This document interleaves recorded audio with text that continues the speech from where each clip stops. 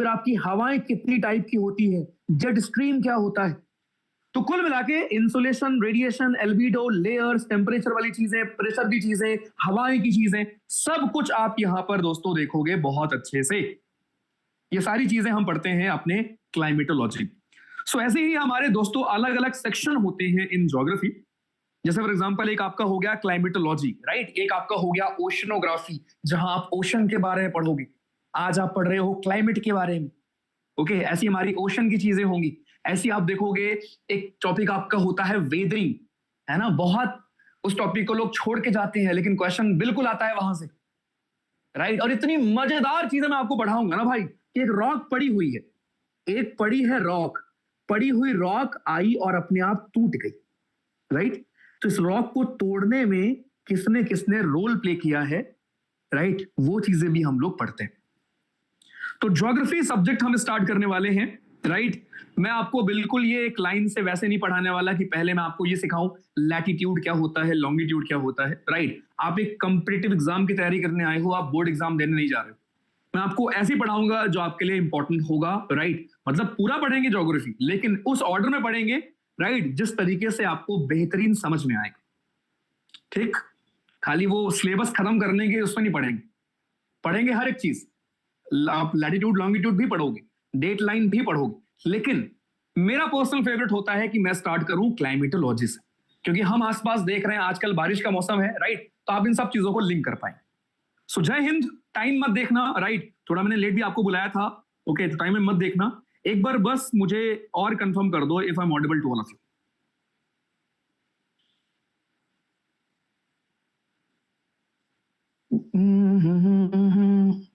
थोड़ा सा ये वो है, आप लोग उसमें Q&A में लिख देना, मुझे दिख जाएगा, ठीक है, ओके। चलो 9 बजे से पहले खत्म कर देना, 2000 लोग हैं यहाँ, 9 बजे से पहले खत्म कर देना। अच्छा ठीक है, शादी में जाओगे क्या?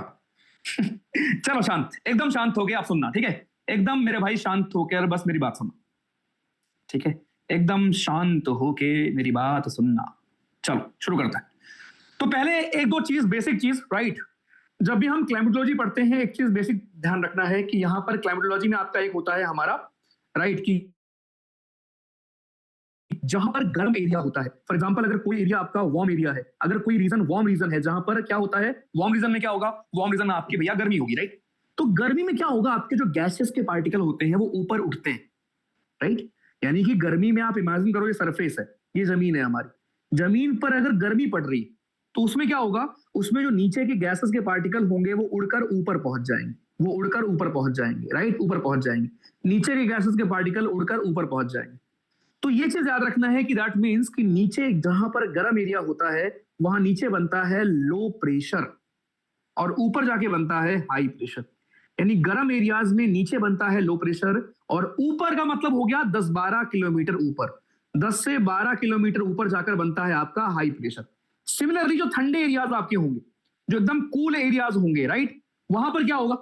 अब ठंडे एरिया में क्या होता है कि जो आपके कोल्ड रीजन होते हैं, कोल्ड रीजन में जो आपकी विंड होती है, राइट, उसके पास मॉइस्चर होता है, या विंड आपकी हैवी होती है, विंड आपकी दोस्तों भारी होती है। तो भारी विंड क्या करती है, नीचे बैठती है। तो कोल्ड रीजन में क्या होगा, जहां पर कोल्ड रीजन होगा आपका दोस्तों, हमारा कोल्ड रीजन में आपका क्या होने वाला है, कोल्ड रीजन में ऊपर के जो गैसेस के पार्टिकल हैं वो नीचे आ जाएंगे, सारे नीचे जमीन के नजदीक बैठ जाएंगे।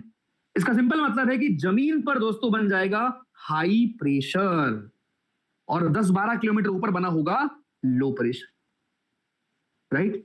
और ध्यान रखना कि हवा हमेशा चलती है फ्रॉम हाई प्रेशर से लो प्रेशर की तरफ, राइट। आपकी विंड हमेशा ब्लो करेगी। विंड और एयर में क्या अंतर होता है, एयर आपकी हमारी चलती है, चलने वाली एयर को हम विंड बोलते हैं, ठीक है। सो भाई आपका विंड हमेशा हमेशा हाई प्रेशर से लो प्रेशर की तरफ मूव करेगी। इट इज वेरी सिंपल चीज आपकी, ठीक है। तो हाई प्रेशर कहां बनता है, जो आपके ठंडे एरियाज होते हैं। लो प्रेशर कहां बनता है, जो गर्म एरिया होता है। अब बहुत सिंपल ऑब्वियस सी बात है कि अगर जमीन पर लो प्रेशर बना होगा तो जमीन से थोड़ा ऊपर हाई प्रेशर बना होगा, क्योंकि वहां सारी आपकी गैसेस पहुंच गई होंगी, सारे पार्टिकल्स वहां पहुंच गए होंगे। दूसरा, अगर जमीन पर बना है आपका हाई प्रेशर, इसका सिंपल मतलब है जमीन के थोड़े ऊपर लो प्रेशर बना हो। परफेक्ट। चलो अब यहीं पर हमारी हवा का सर्कुलेशन होता है। कि भैया ये हाई प्रेशर हवा यहां से यहां गई, ये दो एरिया मान लो, ठीक है। हवा आपकी ऐसे ही चलती है, आगे मैं आपको बताऊंगा, राइट। जैसे फॉर एग्जांपल अगर ये हमारा प्यारा भारत है, तो आप आगे जाके देखोगे कि भारत में जब गर्मी है, गर्मी में क्या होगा, गर्मी में बना होगा जमीन पर लो प्रेशर, राइट। तो हवाएं जो होंगी वो भारत की तरफ आएंगी, इसीलिए क्यों आएंगी, क्योंकि हवा आपकी चलती है from high pressure to low pressure, तो भारत की तरफ हवा आएगी, और जब हवा आएगी तो अपने साथ मॉइस्चर लेकर आएगी, मॉइस्चर लेकर आएगी तो बारिश करेगी। हमेशा याद रखना दोस्तों, कभी भी अगर आपको कंफ्यूजन हो कि कहां पर बारिश कम होगी कहां पर ज्यादा होगी, याद रखना जहां पर हवा आएगी, जहां पर हवा को कोई रोक लेगा, हमेशा बारिश वहीं पर होगी, क्योंकि अल्टीमेटली मॉइस्चर को लाने वाली हवा होती, हवा ही अगर नहीं आ पाएगी अच्छे से तो क्या होगा, ठीक है। तो पूरा चैप्टर हमारा इसी के अराउंड घूमेगा। क्लाइमेटोलॉजी में हम यही पढ़ते हैं कैसे बारिश होती है, कहां कहां टेम्परेचर कैसा होगा, अलग अलग हमारे फिनोमेना कैसे होते हैं। तो ये बेसिक था कि हवा चलने के लिए आपको प्रेशर में डिफरेंस चाहिए होता है, कहीं पर आपको चाहिए लो प्रेशर, कहीं पर चाहिए हाई प्रेशर। हवा चलती है from high pressure to low pressure, गर्म एरिया में बनता है लो प्रेशर, ठंडे एरिया में बनेगा हाई प्रेशर। चलो अब दो टर्म आपको बहुत पढ़ने को मिलेगा इस चैप्टर में। आपको एक टर्म आपका देखने को मिलेगा एडवेक्शन, एक टर्म दोस्तों हमारा एडवेक्शन होता है और दूसरा टर्म हमारा कन्वेक्शन होता है। सो कन्वेक्शन एंड एडवेक्शन ये दो टर्म है, राइट। इनका मतलब क्या है, लेट्स सी। भाई मेरे कन्वेक्शन का मतलब और एडवेक्शन का मतलब क्या होता है। एडवेक्शन का मतलब हीट का ट्रांसफर आपके हॉरिजेंटली जब होता है, यानी कि ट्रांसफर ऑफ हीट हॉरिजेंटली, जब हीट का ट्रांसफर होता है आपके हॉरिजेंटल तरीके से, राइट। यानी कि एक जगह से दूसरी जगह हॉरिजेंटल तरीके से जब हीट का ट्रांसफर होता है उसको हम बोलते हैं एडवेक्शन। कन्वेक्शन क्या होता है, कन्वेक्शन दोस्तों आपका होता है vertical heating. Convection is vertical heating of atmosphere. Atmosphere जब हमारा वर्टिकली हीट करता है दोस्तों, उसको हम कन्वेक्शन बोलते हैं, ठीक है। आज चार्ट ऑन करने में थोड़ी दिक्कत है मुझे यहाँ पर, बिकॉज बार मुझे बैक करना पड़ेगा, I don't have that device, ठीक है। तो मैं काम करूंगा कि पहले पढ़ते हैं एक बार पूरा, राइट। फिर कुछ डाउट आपको होगा तो मैं आपसे पूछूंगा, तो आप डाउट भी बताना, राइट। उसके अलावा बाकी चीज भी आप बताना, ठीक है। बाकी चीज भी आप बताना बढ़िया से, बस आप केयरफुली होकर सुनो, आपको ट्रस्ट में मजा ना आए तो बताना मुझे यार, ठीक है। So advection and convection, direct even question आता है कि भैया एडवेक्शन और कन्वेक्शन में डिफरेंस क्या है, डायरेक्ट क्वेश्चन आपको देखने को मिलेगा, राइट। आपसे पूछा जाएगा एडवेक्शन और कन्वेक्शन में क्या डिफरेंस है आपका जवानों। आइए चलो, तो ये हमारा हो गया दोनों में डिफरेंस। अब एक सवाल, ठीक है, एक सवाल जो कि आप Q&A में आंसर दे सकते हो, मुझे दिख रहा है आपका Q&A, ठीक है। आप मुझे बताओ सबसे दुनिया में हॉटेस्ट जगह कौन सी होती है। अगर मैं आपसे पूछूं equator is hottest place on the earth, क्या ये सही बात है, क्या ये दोस्तों सही बात है। आप बोलोगे बिल्कुल सही बात होगी, है ना, क्योंकि भाई सन हमारा मैक्सिमम टाइम तक कहां रहता है, सन हमारा मैक्सिमम टाइम तक इक्वेटर पे रहता है। तो बिल्कुल यार भैया ऑब्वियस सी बात है कि इक्वेटर आपका हॉटेस्ट प्लेस होगा, बट गलत बात है, इसका जवाब है नो, ठीक। The answer is no. अभी के लिए आंसर समझ लो, बाकी आप आगे समझ जाओगे ऐसा क्यों होता है। हॉटेस्ट प्लेस दोस्तों हमारे अर्थ पर अगर कोई है तो वो है इक्वेटोरियल सब ट्रॉपिकल डेजर्ट्स। वो एरिया हमारा होता है सब ट्रॉपिकल डेजर्ट्स का। सब ट्रॉपिकल डेजर्ट्स के एरिया को हम बोलते हैं हॉटेस्ट प्लेस। अब भैया यार ये ट्रॉपिकल क्या होता है, बहुत बार सुना है ना, कुछ आता नहीं। आ जाइए, बेसिक ये है कि ये हमारी धरती है, ठीक है। ये अपना ग्लोब है भाई, इसमें इस वाली लाइन को हम 0 डिग्री बोलते हैं। ये कोई रियल में लाइन नहीं होती है, ओके, ये एक इमेजिनरी लाइन। तो इस इमेजिनरी लाइन को हम क्या बोलते हैं, हम बोलते हैं इसको 0 डिग्री, या फिर दोस्तों इसी को हम इक्वेटर बोलते हैं, इसको हम इक्वेटर बोलेंगे, ठीक। इसके अलावा दो और लाइन होती है आपके, यहां पर 90 डिग्री नॉर्थ होता है, इसको हम नॉर्थ पोल बोलते हैं। यहां पर 90 डिग्री साउथ होता है, इसको हम साउथ पोल बोलते हैं। So north pole south pole आपका ये हो गया, एंड ये आपका इक्वेटर हो गया, ठीक है। दीज आर आपके लैटिट्यूड्स, इमेजिनरी आपके दोस्तों लाइन होती है हमारे ग्लोब पर। ऐसे आपकी दो लाइन आपकी और होती हैं, एक आपका होता है ट्रॉपिक ऑफ कैंसर, एक होता है tropic of Capricorn. So 23.5 degree north की जो लाइन होती है ना, 23.5 डिग्री नॉर्थ, इस लाइन को हम बोलते हैं tropic of cancer. This is tropic of cancer भाइयों, ओके। और जो 23.5 डिग्री साउथ की आपकी लाइन है, इसको हम कहते हैं tropic of Capricorn. This is tropic of Capricorn, okay. तो Tropic of Cancer and Tropic of Capricorn, right, 23.5 degree north and 23.5 degree south, right, ये लैटिट्यूड्स हैं जो कि आपके ऐसे इमेजिनरी लाइंस होते हैं हमारे पूरे ग्लोब पर, ठीक है। टोटल आपके नंबर ऑफ लैटिट्यूड्स भी पूछता है एग्जाम में हमारे कि जरा बताओ टोटल लैटिट्यूड्स कितने होंगे भैया। So total number of latitudes आपके होते हैं कितने पता है? 181। कैसे?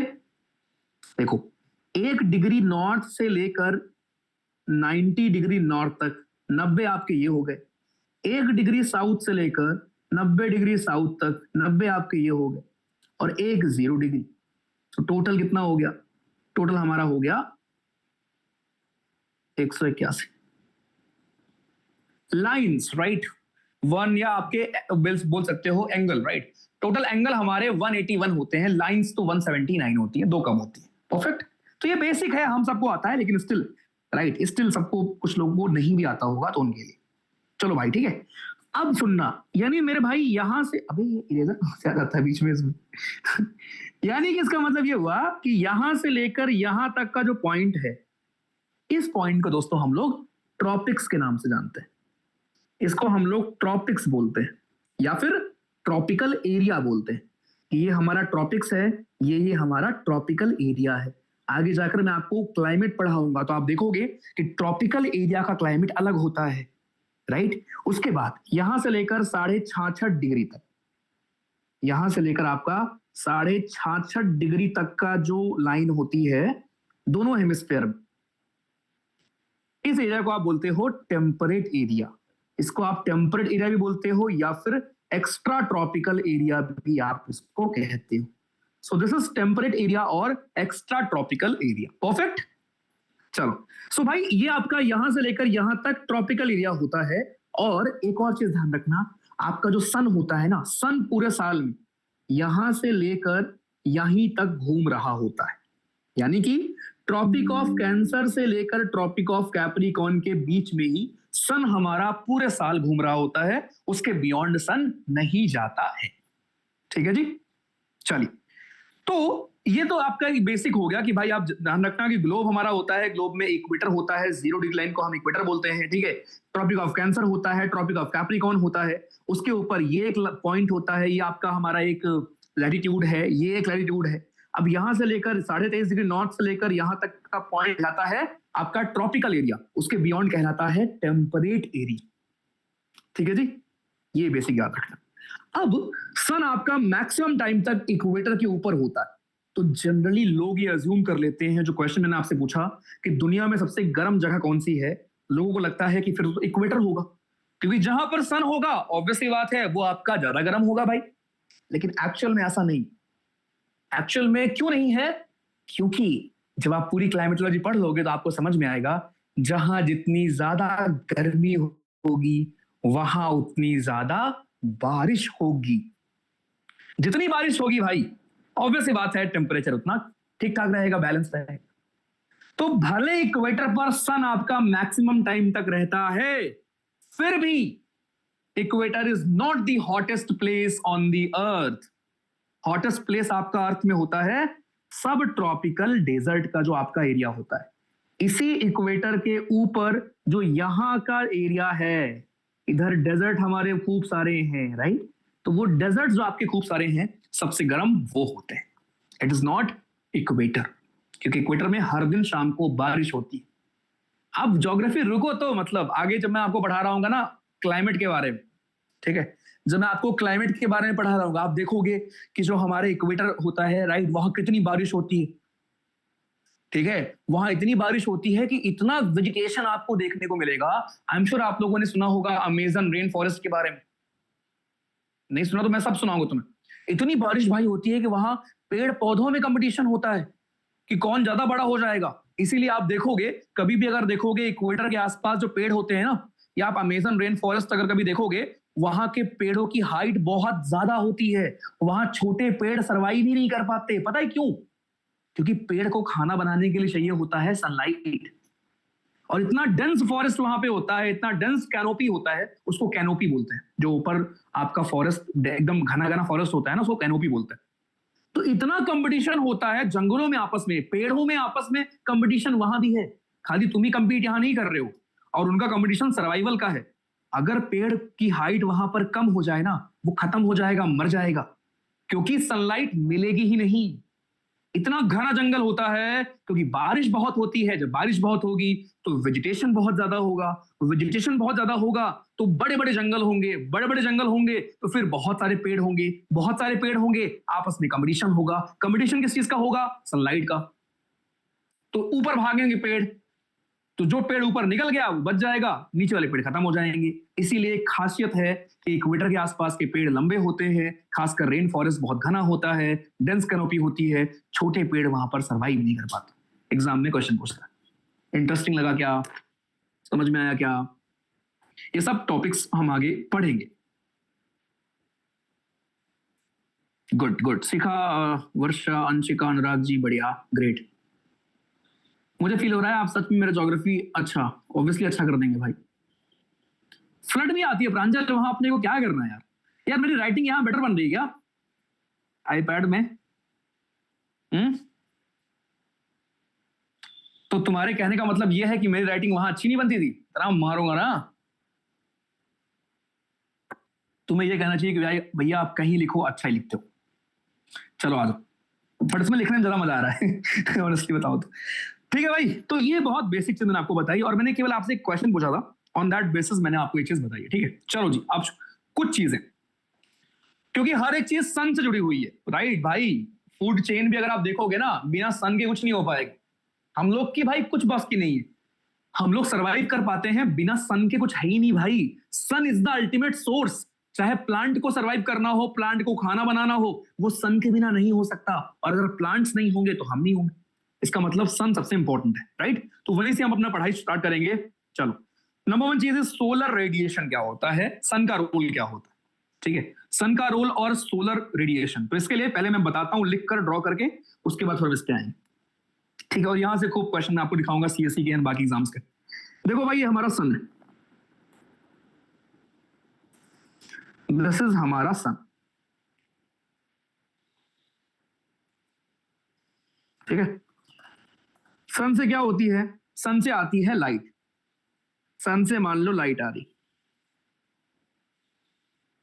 सन ऊपर है, सन से लाइट आ रही। नीचे हम लोग मस्त चिल कर रहे हैं, नीचे हम लोग चिल कर रहे हैं, यहां पर हम लोग बैठे हैं और चिल हो रहा है। ये है अर्थ, दिस इज अर्थ। ठीक है, तो ये अर्थ है, ऊपर सन है। सन से क्या आ रही है? सन से लाइट आ रही है। ठीक है, अब ध्यान रखो, सन से जब लाइट आ रही होती है भाई, तो इसका नेचर क्या होता है? सन से आने वाली जो लाइट होती है, राइट, इसको हम बोलते हैं पहली बात तो incoming solar radiation. This is called incoming solar radiation. Okay, ये हमारा होता है इनकमिंग सोलर रेडिएशन, जिसको आप शॉर्ट में बोलते हो इंसोलेशन। शॉर्ट में हम बोलते हैं इसको दोस्तों इंसोलेशन। ठीक है, सन से आने वाली रेस को हम बोलते हैं इंसोलेशन। Perfect, okay. इसका नेचर होता है शॉर्ट वेव, यानी कि सन से आने वाली जो आपकी रेज होती है, ये शॉर्ट वेव की होती है। शॉर्ट वेव रेडिएशन हम इसको बोलते हैं, यानी इसका जो वेवलेंथ होता है वो छोटा होता है, या शॉर्ट वेव की आपकी हमारी होती है दोस्तों। ठीक है, नंबर वन चीज।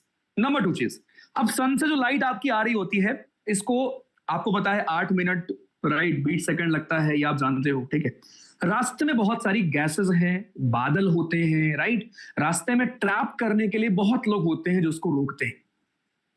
ओके, आपके बादल होते हैं, आपका पूरा हमारा सिस्टम होता है, गैसेस होती है, ग्रीन हाउस गैसेस होती। तो सन से मान लो 100% अगर रेडिएशन आ रहा होता है ना, तो लगभग 27% क्लाउड जो है ना उसको रिफ्लेक्ट कर देते हैं। अभी मैं आपको दिखाऊंगा हीट बजट, तो आप देखोगे इस चीज को। यानी सन से जितनी लाइट आ रही है, कोई आपसे पूछे कि सारी की सारी लाइट क्या जमीन तक पहुंच पाती है क्या, आपका जवाब होगा नहीं। रास्ते में बहुत लोग उसको एब्जॉर्ब कर लेते हैं, बहुत लोग रिफ्लेक्ट कर लेते हैं। ठीक है, याद रखना।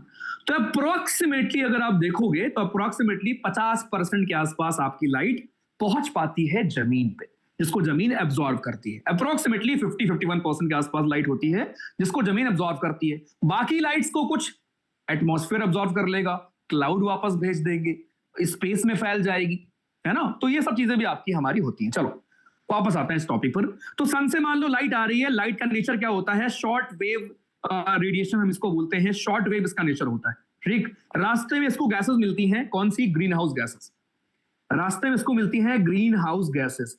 ग्रीन हाउस गैसेस जो आपकी होती हैं दोस्तों, इनकी खास बात क्या है कि जब सन से रेज आ रही होती है, जो इनकमिंग सोलर रेडिएशन है, उसके लिए ग्रीन हाउस गैसेस आपकी होती है ट्रांसपेरेंट। ये उसको बोलती है जाओ, तुम्हें कोई नहीं रोकेगा। तो यहां पर हमारी बहुत सारी ग्रीन हाउस गैसेस मान लो हमारे एटमॉस्फेयर में प्रेजेंट होंगी, राइट। बहुत सारी ग्रीन हाउस गैसेस हमारे एटमॉस्फेयर में होती है प्रेजेंट। अब बहुत लोग को नहीं पता, water vapour is also a green house gas. समझ में आया, water vapour is also green house gas. तो मैं ग्रीन हाउस गैस की एग्जांपल भी यहां पर लिख देता हूं। आपका CO2 हो गया ग्रीन हाउस गैस, आपका हमारा H2O हो गया। H2O का मतलब होता है वाटर वेपर, वाटर वेपर भी ग्रीन हाउस गैस होता है। इसके अलावा मीथेन CH4 भी ग्रीन हाउस गैस होता है। इसके अलावा N2O भी ग्रीन हाउस गैस होता है। नाइट्रस ऑक्साइड, ओजोन, राइट, आपका हमारा क्या बोलेंगे इसको, फ्लोरोकार्बन जितने आपके होते हैं वो सारे भी आपके ग्रीन हाउस गैस होते हैं। ठीक है, कोई अगर पूछे कि most abundant green house gas कौन सी, हमारे एटमॉस्फेयर में सबसे ज्यादा पाई जाने वाली ग्रीन हाउस गैस कौन सी है, क्या लगता है आपका जवाब क्या होगा? Most abundant green house gas, आपका जवाब गलत है, क्योंकि इसका आंसर होगा H2O। वाटर वेपर भैया आपको ऑलमोस्ट हर जगह पर देखने को मिलेगा। सो मोस्ट एबेंडेंट अगर कोई ग्रीन हाउस गैस है तो वो वाटर वेपर होती है। ठीक है, पानी गया, भाप बन गया ऊपर, वो भी तो हर जगह ही हो रहा है। ठीक, तो मोस्ट एबेंडेंट हमारी ग्रीन हाउस गैस वाटर होगी। चलो, सन से लाइट आ रही थी, रास्ते में मान लिया मैंने आपकी ग्रीन हाउस गैसेस पड़ी हुई थी। अब जब सन से लाइट आ रही थी तो आने वाली रेडिएशन के लिए आपकी ग्रीन हाउस गैस क्या होती है, ट्रांसपेरेंट होती है। यानी कि ये उस लाइट को जाने देती हैं कि जाओ भाई मस्त घूम के आओ, राइट। तो बहुत सारी लाइट जमीन पर पहुंच जाती है और अर्थ उसको एब्जॉर्ब कर लेती है। पहला काम क्या होता है कि अर्थ उस रेडिएशन को, सन से आने वाली रेडिएशन को अर्थ एब्जॉर्ब कर लेती है, और एब्जॉर्ब करके खुद बन जाती है एक रेडिएटिंग बॉडी, खुद एक हीट रेडिएटिंग बॉडी बन जाती है। जैसे सन होता है वैसे ही खुद एक हीट रेडिएटिंग बॉडी आपकी बन जाएगी। ठीक, फिर क्या होता है, फिर अर्थ उस हीट को वापस भेजती है। अर्थ दोस्तों उस हीट को वापस भेजेगी, किस फॉर्म में, आपके अर्थ वापस भेजेगी दोस्तों आपके लॉन्ग वेव, इसको हम बोलते हैं लॉन्ग वेव टेरेस्ट्रियल रेडिएशन। इसका नाम होता है टेरेस्ट्रियल रेडिएशन, और ये लॉन्ग वेव का होता है, लॉन्ग वेव के फॉर्म में होता है, ध्यान रखना। ठीक, तो अर्थ जो वापस भेज रही होती है लाइट को या आपके एनर्जी को, रेडिएशन को, उसको ग्रीन हाउस गैस एब्जॉर्ब कर लेती है। तो ग्रीन हाउस गैस की खास बात क्या है कि ये एब्जॉर्ब कर लेती है आपके टेरेस्ट्रियल रेडिएशंस को, और एब्जॉर्ब कर लेगी तो यहां पर इसीलिए टेम्परेचर आपका बढ़ जाता है या मेंटेन रहता है। इसका मतलब सोचो, जितनी ज्यादा ग्रीन हाउस गैसेस होंगी उतना ज्यादा हीट को ट्रैप कर लेंगी, उतना ज्यादा हमारा टेम्परेचर बढ़ जाएगा। इसीलिए हम लोग ये जितने भी एम है हमारे कि हम कार्बन न्यूट्रल हो जाएंगे 70 तक, या बाकी चीजें हम करना चाहते हैं, क्यों करना चाहते हैं, जिससे हमारे ग्रीन हाउस गैस कंट्रोल में रहें। कंट्रोल में रहेंगे तो क्या होगा, टेम्परेचर नहीं बढ़ेगा, ग्लोबल टेम्परेचर आपका नहीं बढ़ पाएगा भाई, वरना जितनी ज्यादा ग्रीन हाउस गैस होंगी उतनी ज्यादा हीट ट्रैप होंगी और टेम्परेचर आपका बढ़ जाएगा। तो ये पूरा कॉन्सेप्ट था। अब मैं एक फ्लो में बता रहा हूं, सबको क्लियर हो जाएगा, टेंशन मत लो। देखो, सन से जो रेज आती है, लाइट आती है, उसको इंसोलेशन बोलते हैं। वो दोस्तों आपके शॉर्ट वेव फॉर्म में होता है। वो हमारा शॉर्ट वेव रेडिएशन के फॉर्म में होता है। आने वाली लाइट के लिए जो हमारे एटमॉस्फेयर में ग्रीन हाउस गैसेस प्रेजेंट होती हैं, ये ट्रांसपेरेंट होती, ये उनको आने देती। वो हीट आएगी, उसको जमीन अब्सॉर्ब करेगी और जमीन खुद बन जाएगी एक रेडिएटिंग बॉडी। जमीन जो आप भेजेगी वो लॉन्ग वेव के फॉर्म में होगा, उसका नाम होता है टेरेस्ट्रियल रेडिएशन। अब जब ये हीट वापस जा रही होगी तो इसको ग्रीन हाउस गैस ट्रैप कर लेती, ठीक, और ट्रैप करके एटमॉस्फेयर को गर्म करती है। तो अगर आप देखोगे तो एक लेवल तक जरूरी भी होता है, ये एक लेवल तक ट्रैप करना जरूरी भी है। अगर आप सोचो कोई ग्रीन हाउस गैस ना होती, हम लोग ठंड से मर जाते भाई। अगर कोई ग्रीन हाउस गैस नहीं होती हमारे आसपास, राइट, गर्मी ही नहीं होती फिर हमारे यहाँ बिल्कुल। जो अभी है थोड़ी बहुत अगर होती है, जो ठंडे एरियाज हैं वहां भी थोड़ा बहुत है ना गर्मी होती है, थोड़ा बहुत जो सर्वाइव कर पाते हैं, इसलिए सर्वाइव कर पाते हैं भाई। तो ग्रीन हाउस गैस एक लेवल तक जरूरी है, लेकिन वही बात है कि जब एक्स्ट्रा ग्रीन हाउस गैसेस आ जाएंगी, ओवर बहुत सारी आपकी ग्रीन हाउस गैस हो जाएंगी, तब क्या दिक्कत होगी? दिक्कत ये होगी भाई कि फिर उस टाइम पर आप क्या नहीं कर पाएंगे। उस टाइम पर आप बहुत ज्यादा टेम्परेचर राइज कर जाएगा और आप सर्वाइव नहीं कर पाओगे। दैट्स व्हाई हम इसको चेक में रखते हैं। तो इस तरीके से पूरा सिस्टम आपका काम करता है। फिर आपके यूपीएससी में एक सवाल आता है कि जरा बताओ हमारा एटमॉस्फेयर को गर्म करता कौन? ऑप्शन में आपको आएगा इंसुलेशन से गर्म होता है या आपके इससे गर्म होता है। तो ध्यान रखना, आपका जो एटमॉस्फेयर की हीटिंग होती है वो इससे होती, ये लिख लेना, ठीक है। So atmosphere is mainly heated by atmosphere को गर्म करता है आपका terrestrial radiation. So terrestrial radiation है जो एटमॉस्फेयर को गर्म करता है, ठीक। तो दिस वाज दोस्तों हमारा इंसोलेशन। ओके, ये दोस्तों आपका इंसोलेशन था। मैं यहां लिख दे रहा हूं क्योंकि लाइन एग्जाम में आपसे पूछी जाती है कि एटमॉस्फेयर को हीट कौन करता है। आप देख लो यहीं पे लिखा हुआ है वैसे, atmosphere is mainly heated by terrestrial radiation. तो आपको समझ आ चुका होगा कि बहुत सिंपल सी बात है, अर्थ से आने वाली लाइट शॉर्ट वेव में होती है, शॉर्ट वेव के फॉर्म में होती है। सॉरी, सन से आने वाली लाइट आपकी शॉर्ट वेव के फॉर्म में होती है, उसको अर्थ एब्जॉर्ब कर लेती है, फिर अर्थ खुद एक रेडिएटिंग बॉडी बन जाती है। आपको पता है यही होता है, फॉग वगैरह जब मैं पढ़ाऊंगा ना, आप देखोगे ऐसी बनता है, दिन भर खूब गर्मी होती, राइट, दिन भर खूब गर्मी होगी, अर्थ एकदम गर्म हो जाएगी, रात में अर्थ उस गर्मी को छोड़ती है। रात में अर्थ क्या करते हैं? उस गर्मी को छोड़ती है। कभी आप लोग रात में सोए हो बाहर, अगर कभी आप रात में बाहर सो तो आप देखो जमीन एकदम ऐसे हीट छोड़ रही होती है, आपका बिस्तर ऐसे गर्म हो जाएगा नीचे से अगर टच करोगे तो, लेकिन कुछ घंटों के बाद ठंडा हो जाता है जब सारी हीट गायब हो जाती है उस टाइम पर, ठीक है। चलो, तो ये आपका पूरा हो गया। अब मेरा क्वेश्चन ये है कि क्या जितनी भी हीट सन से आती है, क्या सारी हीट जमीन तक पहुंच पाती है? जवाब होगा नहीं। रास्ते में बहुत लोग होते हैं जो इस हीट को रिफ्लेक्ट कर देते हैं, राइट। इसी चीज को हम मेजर करते हैं एल्बिडो से। एक टर्म हमारा होता है भाइयों एल्बिडो। एल्बिडो का मतलब यही होता है कि कौन कितनी लाइट को रिफ्लेक्ट कर सकता है। So albedo is amount of light reflected, basically कौन कितने लाइट को रिफ्लेक्ट कर सकता है, उसी को हम एल्बिडो बोलते हैं, ठीक। तो अरे भाई ये क्या हुआ?